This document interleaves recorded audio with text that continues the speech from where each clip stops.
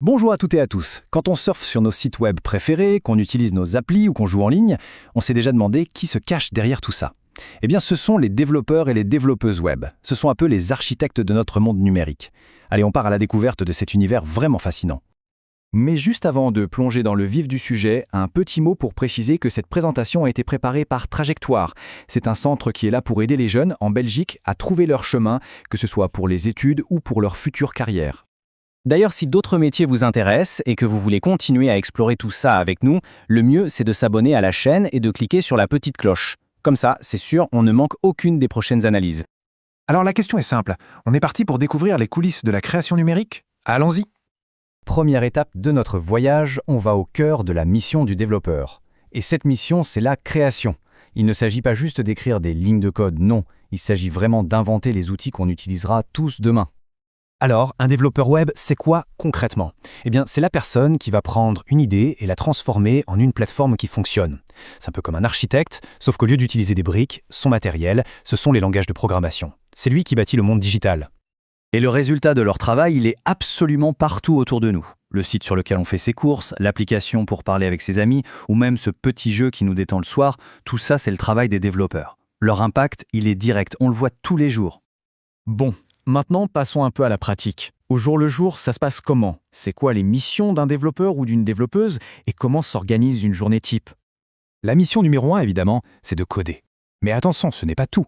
C'est un métier où on ne travaille jamais seul dans son coin. On collabore tout le temps avec des graphistes, des chefs de projet, d'autres codeurs. L'objectif, c'est que le produit final soit non seulement fonctionnel, mais aussi super agréable à utiliser.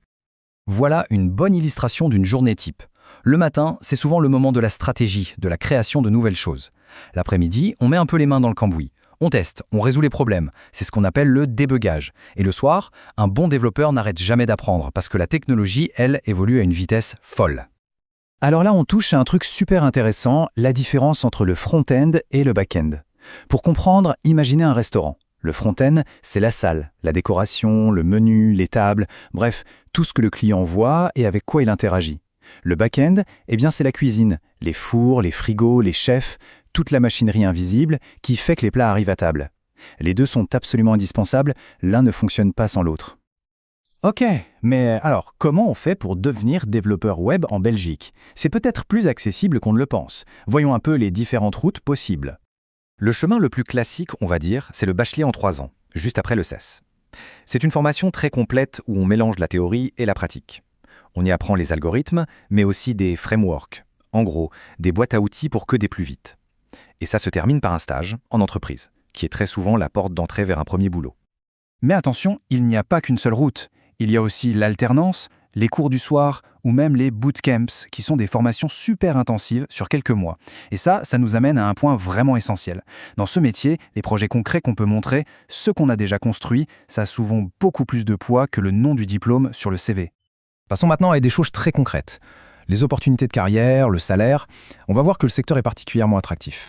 On commence avec une info capitale, le métier de développeur web est classé officiellement comme métier en pénurie, aussi bien en Wallonie qu'à Bruxelles. Qu'est-ce que ça veut dire concrètement? C'est simple, il y a beaucoup plus d'offres d'emploi que de professionnels disponibles. La sécurité de l'emploi dès la fin des études est donc vraiment exceptionnelle. Et cette situation, elle n'est pas près de changer. Le secteur connaît une croissance de 12% par an. C'est une dynamique énorme qui montre que le besoin en développeurs ne fait que grandir. Choisir cette voie, c'est vraiment investir dans un avenir professionnel qui est plein d'opportunités. Et la conséquence directe de tout ça, la voilà. 95%. C'est le taux d'emploi des jeunes qui sortent d'une formation en développement. Ce chiffre est juste impressionnant. Ça veut dire que la quasi-totalité des diplômés trouvent un travail très rapidement. Décrocher un contrat ici, ce n'est pas un parcours du combattant, c'est la suite logique des études. Côté salaire, c'est aussi très attractif. On démarre avec un salaire brut qui est déjà confortable et qui évolue assez vite avec l'expérience. Et pour ceux qui préfèrent être leur propre patron, en freelance, les tarifs à la journée sont vraiment intéressants. La diversité, elle ne s'arrête pas au projet. On peut bosser dans l'ambiance super dynamique d'une start-up, dans la structure d'une grande entreprise, dans l'environnement créatif d'une agence web ou même pour le service public. Franchement, il y en a pour tous les goûts. Écoutons un peu ce que dit Léa. Son témoignage, il résume parfaitement l'esprit du métier, le plaisir de créer quelque chose, de voir le résultat concret de son travail et surtout cet apprentissage permanent qui fait que chaque jour est différent. Après toutes ces informations, la grande question se pose. Est-ce que ce métier est fait pour tout le monde? Regardons ça objectivement, avec les avantages, les défis et les qualités qu'il faut avoir. C'est une carrière qui est incroyablement créative, avec une demande énorme et beaucoup de flexibilité, comme le télétravail.